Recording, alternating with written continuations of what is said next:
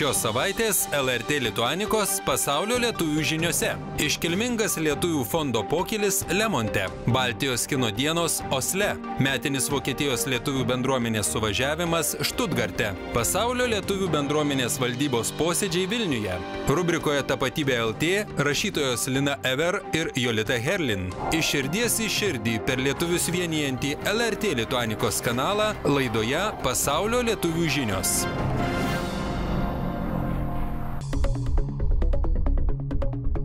Mieli LRT Lituanikos žiūrovai, šį vakar jūs žiūrite jau 40-ąją Pasaulio lietuvių žinių laidą.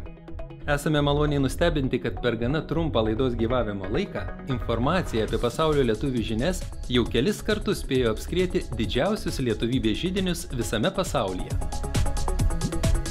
Su kiekvienu planetos apsisukimu mūsų ryšiai tampa vis platesni bei stipresni, o būdai padedantys įgyvendinti lietuvių bendruomenių tikslus vis paprastesni bei prieinamesni. Šią savaitę Vilniuje rinkosi pasaulio lietuvių bendruomenės valdybos nariai. Su vyriausybės atstovais jie ne tik diskutavo dėl naujos užsienio lietuvių apygardos kūrimo ar internetinio balsavimo galimybių, bet ir sprendė kitus išeivijoje gyvenantiems tautiečiams aktualius klausimus. Apie tai specialiame reportaže jau netrukus. Kaip visada jūsų vaizdo pranešimų nekantriai lauksime elektroninio pašto adresu tapatybė@lrt.lt. O dabar maloniai kviečiame žiūrėti šios savaitės Pasaulio lietuvių žinių laidą. Lapkričio 7-8 dienomis į Cinematikėt kino teatrą Osle užsukę lankytojai buvo kviečiami pasižiūrėti populiarių Baltijos šalių filmų. Čia jau 7 kartą vyko Baltijos kino dienos, kurias šiemet organizavo Oslo lietuviai kartu su Norvegijos, Latvijos, Norvegijos, Estijos bendruomenėmis, organizacija Ozone bei Norvegijos kino institutu. Reginį globojo visų 3 Baltijos šalių ambasados. Susirinkusiosius nuoširdžiai sveikino Lietuvos ambasadorė Norvegijoje Izolda Bričkovskienė bei Oslo lietuvių bendruomenės pirmininkė Lina Baltrukonienė. Kaip ir kasmet, Baltijos kino dienų kuratoriumi buvo pasirinktas daug metų Norvegijos kino institutui vadovavęs Janas Erikas Holstas. Nenuilstantis Baltijos kino meno draugas bei propaguotojas, Norvegijoje jau beveik 10 metų iš lietuvių, latvių bei estų bendruomenių aktyvių narių būrė entuziastų komandą ir kartu su ja organizuoja Baltijos kino dienas. Pirmą kartą Baltijos kino dienas iš dalies finansavo ir pati Norvegija. Lėšų skyrė fondas Fritt Ord. Dabar yra Lietuvoje kino renesansas ir man yra labai didelė garbė šitų dienų metu pristatyti vieną iš geriausių, mano manimų, Lietuvos režisierių Šarūno Barto filmą, naujausią filmą Ramybė mūsų sapnuose. Šiuo metu, kaip mes kalbame, yra rodomas filmas Alantės Kavaitės Sangailės vasara. Grupė Ozon yra sudaryta iš žmonių atvykusių iš Lietuvos, Rusijos, Lenkijos.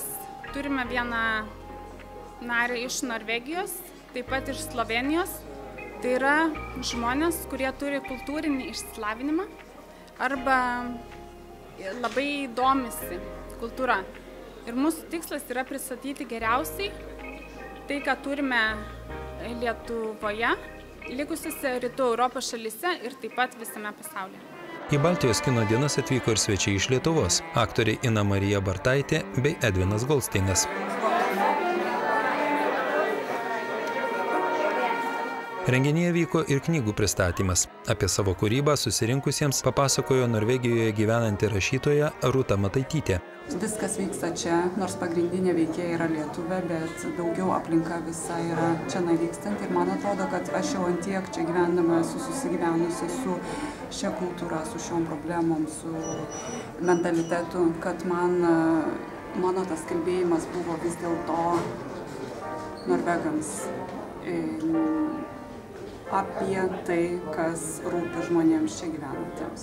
Ir taip pat kiek aš pristatau lietuvių kultūrą per pagrindinę veikėją, tai irgi aš tuo norėjau kažką pasakyti norvegams. Savaime suprantama, yra ta būtent grupė lietuviai gyvenantis čia. Aišku, aš manau, kad aš jiem pataikau ir dažnai iš jų būtent ir tą atsaką gaunu labai teigiamą. Nebūtinai, kad, o, kaip tu gerai rašai, bet kad aš tai, ką aš kalbu, jiem rūpi. Tai aišku, ta yra grupė, galbūt pats tikriausias mano skaitytojas.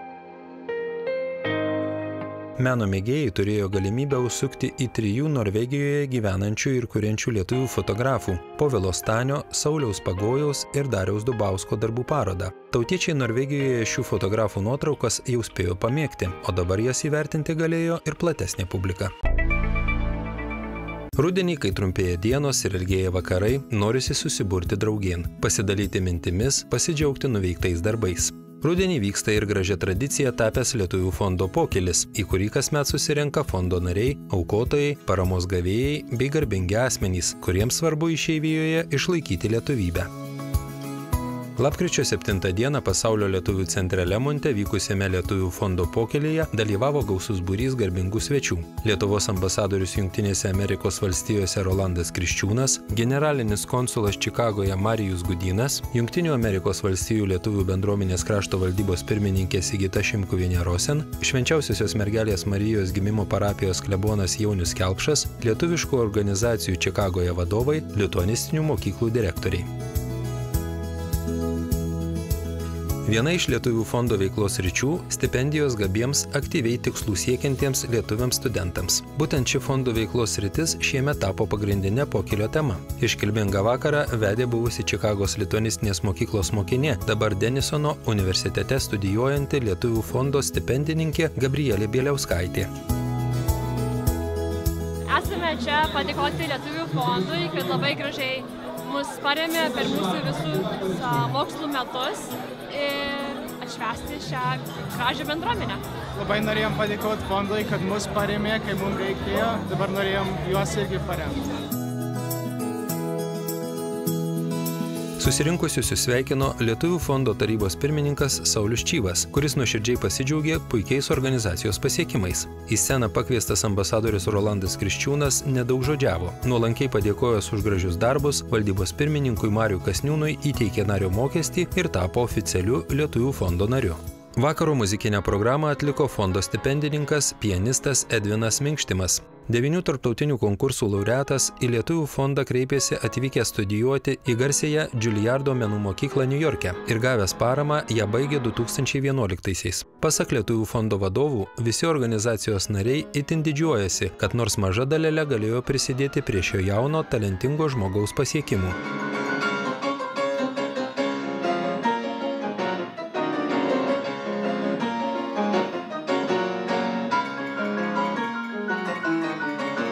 Šiandien fondo atstovus džiugina ne tik vieno iškiliausių Europos jaunųjų pianistų Edvino Minkštimo atliekama muzika, bet ir jo tiesiami muzikinės veiklos tiltai tarp Jungtinių Amerikos valstijų ir Lietuvos. Po jaunojo virtuozo koncerto į susirinkusiusius kreipėsi Švenčiausiosios mergelės Marijos gimimo parapijos klebonas Jaunius Kelpšas. Sveikinimo žodžius tarė Lietuvių fondo valdybos pirmininkas Marius Kasniūnas. Po oficialios vakaro dalies svečiai vaišinosi gardžiais kunigaikščių užeigos patiekalais, ragavo Bravo Bites saldumynų, šiltai bendravo tarpusavyje, sukosi šokio sūkuryje. Šiandien tikrai labai graži šventė, apjungia įvairių kartų atstovus. Labai smagu, kad tikrai didelis būrys Lietuvių fondo stipendininkų atvyko dalyvauti. Jie turėjo progos padėkoti Lietuvių fondo rėmėjams už teikiamą paramą ir už pasitikėjimą. Tuo tarpu Lietuvių fondo rėmėjai turėjo progos pamatyti, ką jie remia ir kokia svarbi jų parama. Aš iš tikrųjų manau, kad be Lietuvių fondo nebūtų lietuvių veiklos Amerikoje arba Kanadoje. Iš tikrųjų, net ir kitose išeivijų šalyse, kadangi fondas yra pamatas ir parama visos lietuvių veiklos išeivijoje.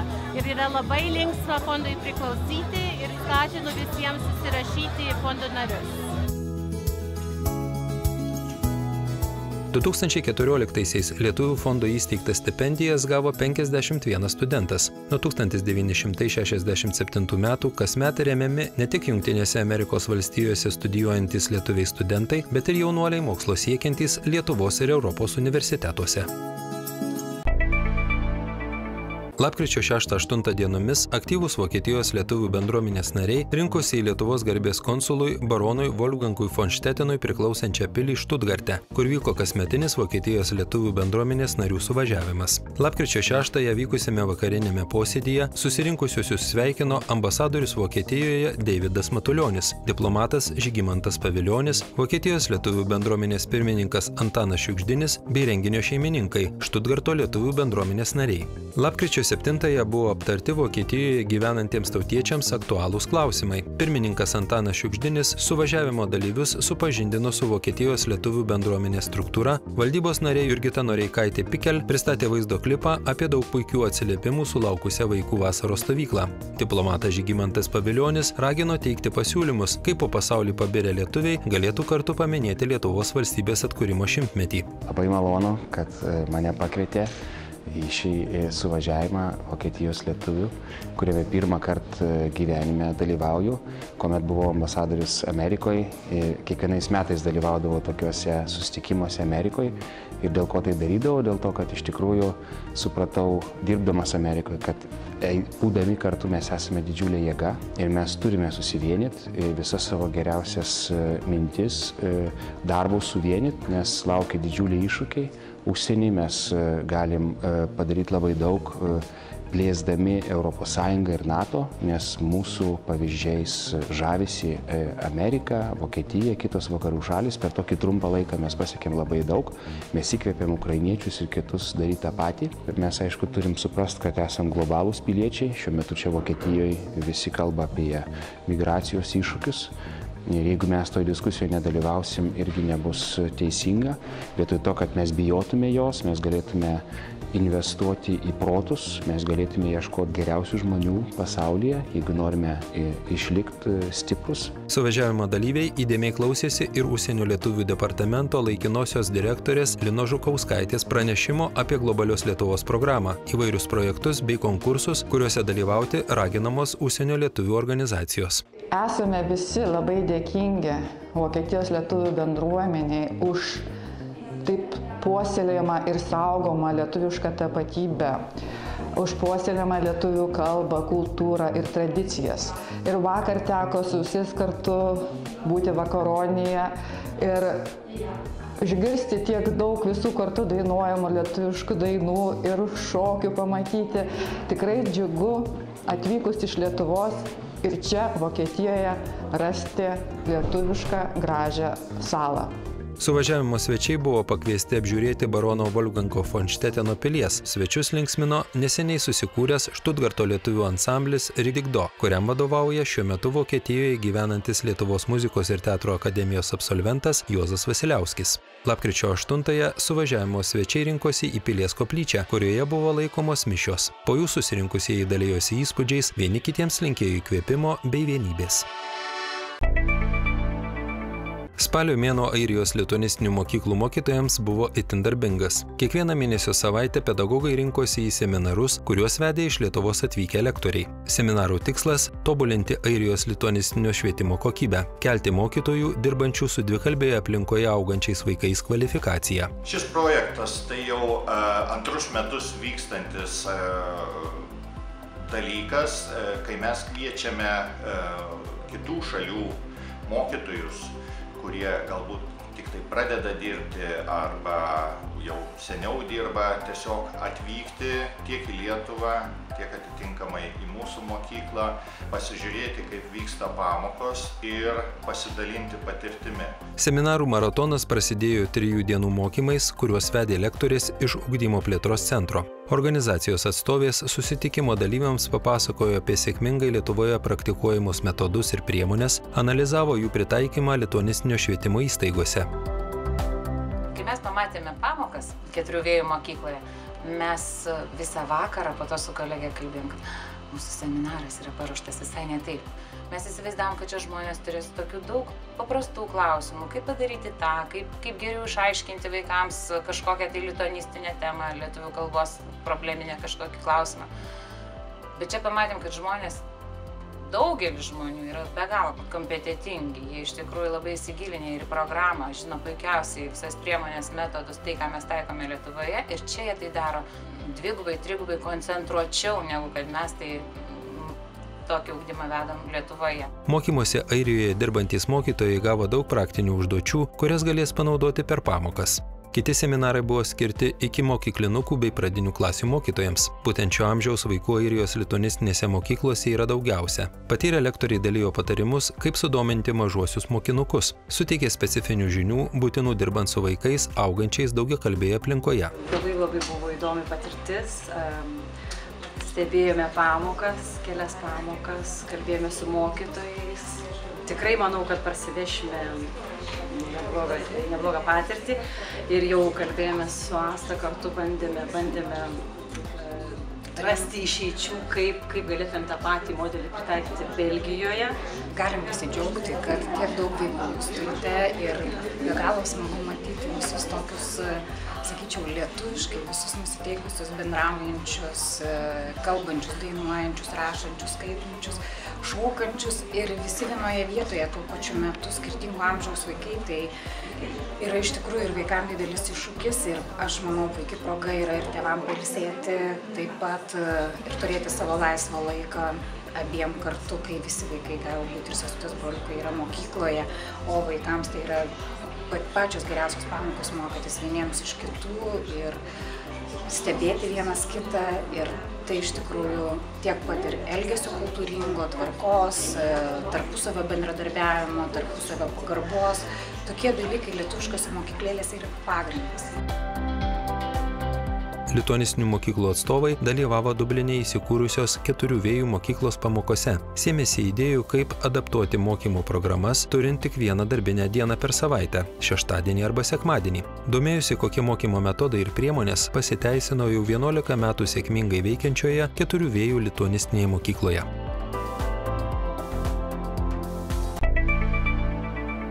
Lapkričio 10-13 dienomis Vilniuje posėdžiavo Lietuvos Respublikos Seimo ir Pasaulio lietuvių bendruomenės komisija. Komisijos nariai aptarė Lietuvoje bei užsienio valstybėse gyvenantiems lietuviams svarbius klausimus, susijusius su atskiros vienmandatės rinkimų apygardos svečiose šalyse įsikūrusiems Lietuvos Respublikos piliečiams įteisinimu, balsavimo internetu bei rinkimų apygardų sudarimu. Po Pasaulio lietuvių bendruomenės Seimo ir naujos valdybos rinkimų užsienio lietuvių reikalų koordinacinė komisija buvo performatuota, į ją įtraukti nauji PLB valdybos nariai ir tai buvo pirmas tos atnaujintos komisijos posėdis, kur daugiausiai buvo be abejo susipažinta tarpusavyje, papasakoti valdybos planai ir pagrindiniai klausimai, kur mes nagrinėjome, tai būtent kokios problemos kyla užsienio lietuviams bendraujant su Lietuvos valstybinėm institucijom, konkrečiai kokie yra pasiekimai, kuo galima pasigirti ir atitinkamai, kurias institucijas mes iš savo pusės vertinam tikrai gerai, kurios tikrai atliepia užsienio lietuvių poreikiams. Tuo tarpu buvo ir tokių, kurios turėtų pasitempti ir kurios turėtų galbūt suderinti savo veiklą ir ta visa informacija ir kritika ir pagyrimai buvo išsakyti būtent komisijos veikloje. Posėdžiuose buvo analizuojama Lietuvos Respublikos pilietybės suteikimo tvarka ir terminai, vyko diskusijos dėl Lietuvos Respublikos pilietybės įstatymo pakeitimų, buvo aptarti valstybės požiūrio į pabėgėlių krizę ir pasirengimo spręsti šią problemą klausimai, apsvarstyta socialinio modelio įstatymų projektų galima įtaka Lietuvos ekonomikai, apžvelgta situacija dėl Lietuvos Respublikos piliečių išnaudojimo užsienyje ir valstybės teikiamos pagalbos nukentėjusiems asmenims. Be galo džiaugiuosi ir dėkoju Pasaulio lietuvių bendruomenės valdybos vardu, Lietuvos Respublikos Seimui, Lietuvos Respublikos vyriausybei už tai, kad Lietuvoje, čia mūsų tėvynėje sprendžiami Pasaulio lietuvių bendruomenės klausimai ir mūsų problemos. Taigi labai įtempta savaitė, nuo pirmadienio dirba Pasaulio lietuvių bendruomenės valdyba, turėjome savo 3. posėdį, kur buvo sprendžiami esminiai, prioritetiniai Pasaulio lietuvių bendruomenės sekančių 3 metų, kaip vadinu, 2015-2018 klausimai ir tikslai. Ir po to susitikome su Lietuvos vyriausybė ir tenais aptarėme mūsų bendrus projektus, mūsų pasaulio lietuvių bendruomenės planus ir draugiškai išsiskyrėme, pasidalinę darbus ir tikiuosi, kad sulauksime greitoje ateityje gerų rezultatų. Na, o prieš kelias dienas pradėjo posėdžiauti pasaulio lietuvių bendruomenės ir Lietuvos Respublikos Seimo komisija, kur tikrai yra parodomas dėmesys ir svarbumas, kad 10 Seimo atstovų iš skirtingų partijų sėdime prie vieno stalo ir tikrai gvildenome užsienyje gyvenančių lietuvių klausimus, Lietuvos klausimus ir tikiuosi rasime bendrų sprendimų ir įdomių, naujoviškų, pavadinkim taip, projektų. Posėdžiuose komisijos nariai dar aptarė pasirengimą Lietuvos valstybės atkūrimo 100-mečio minėjimui, keitėsi nuomonėmis apie žiniasklaidoje ir socialiniuose tinkluose skelbiamą informaciją susijusią su emigracija. Kultūra, švietimas tai lieka mūsų pagrindiniai tikslai, pagrindiniai darbai, kurie koncentruojasi į lietuvybės išlaikymu. Bet dar vienas iš didžiausių ir įdomiausių iššūkių tai būtent yra stiprinti šiuolaikinę, demokratinę, laisvą, nepriklausomą europietišką Lietuvą. Ką tai reiškia? Po tais žodžiais slepiasi be galo daug temų, įdomių projektų, kaip pavyzdžiui. Džiaugiamės ir laukime 2018, švęsime visi kartu. Esame viena tauta, nesvarbu, kur begyventumėm, Lietuvos nepriklausomybės atkūrimo 100-metį. Taip pat ruošiamės ir 2016 metais vyksiančiams Seimo rinkimams. Kokia pasaulio lietuvių bendruomenės užduotis, numatę esam akciją Eik balsuoti 2016. Eik balsuoti atrodo keistai skamba, nes tik gal užsiregistruoja ir elektroninių balsų, tai balsuok 2016, vadiname šią akciją ir tikiuosi, kad ir Užsienio reikalų ministerija per savo atstovybės užsienio ambasadas mums padės mobilizuoti kuo didesnę tautos dalį, kad tikrai jie turėtų ir norėtų išreikšti savo politinę valią.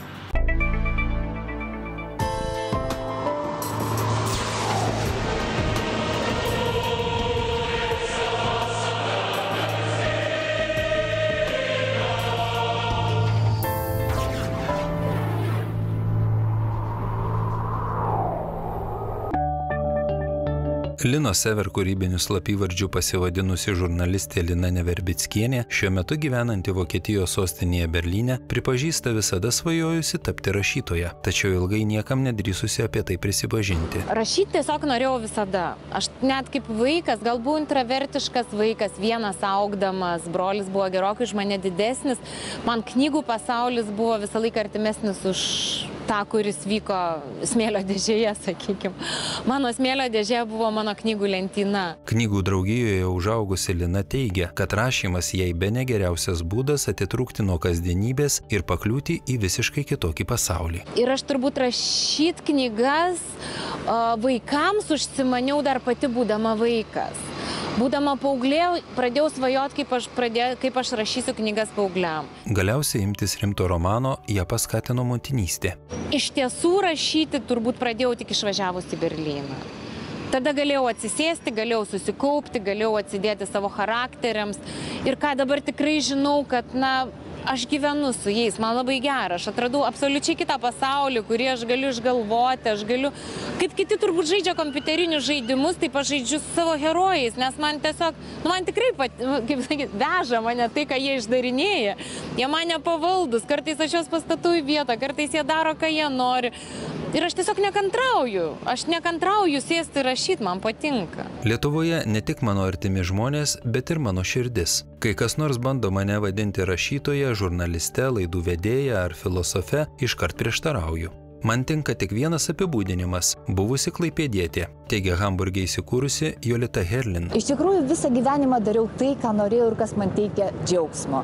Nes tik tada darbas yra prasmingas, kai įdedi visą energiją.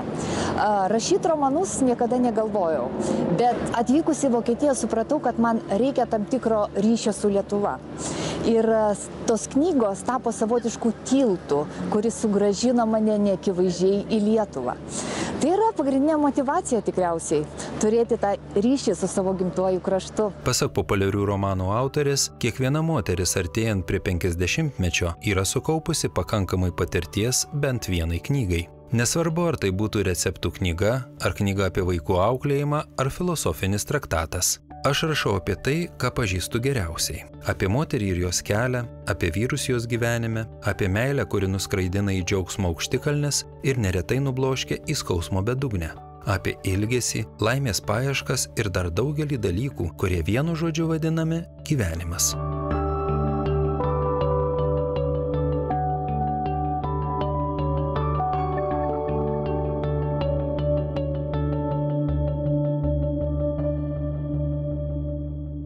Aš manau, kad tai, kad tu esi lietuvis, na, sakykime, irgi vokiečiai turi Muttersprache. Tai motinos kalba yra ne gimtoji kalba, bet motinos kalba. Tai tu niekur šito niekur tu nuo šito nepabėgsi. Aš kaip visada sakau, motinos kalba, man tai reiškia tai, kad tu kaip vaikas turi visą laiką suprast, kad tavo mama su tavo močiute šneka. Nes jeigu, man atrodo, tu nesupranti, ką šneka tavo giminės svarbiausios moteris, tu esi nuskriaustas.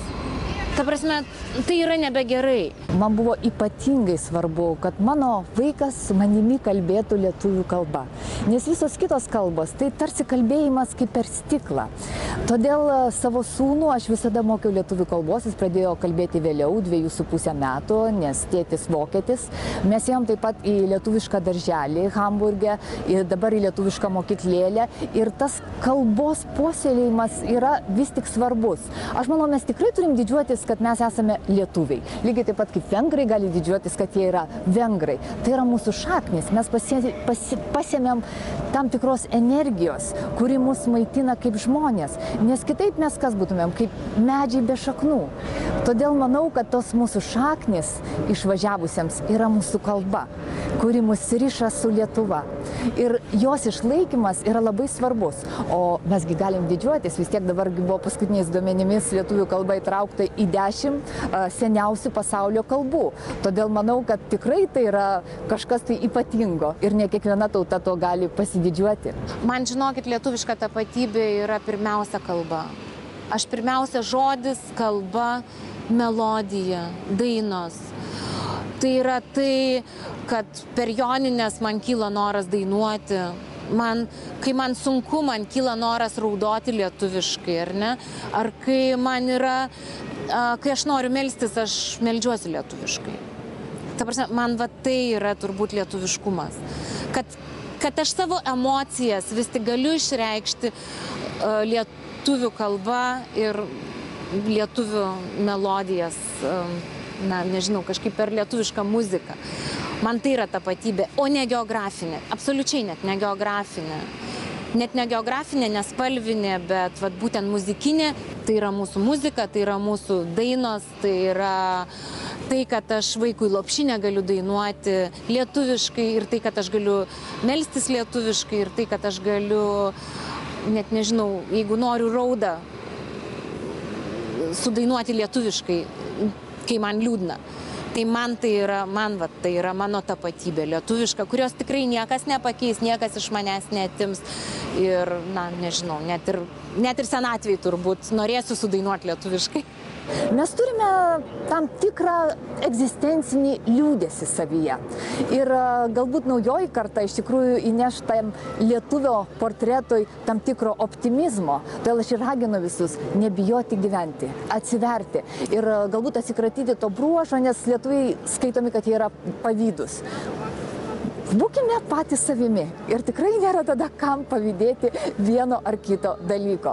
Man norisi, kad iš tikrųjų lietuviai atsivertų ir jie didžiuotųsi tuo, ko jie yra ir atstovautų kiekvienoje šalyje mūsų šalį. Man tai tikrai atrodo, kad mes kiekvienas esame tam tikras mūsų šalies atvirukas ir pagal mus sprendžia, kokia ta Lietuva yra, kokie tie lietuviai yra.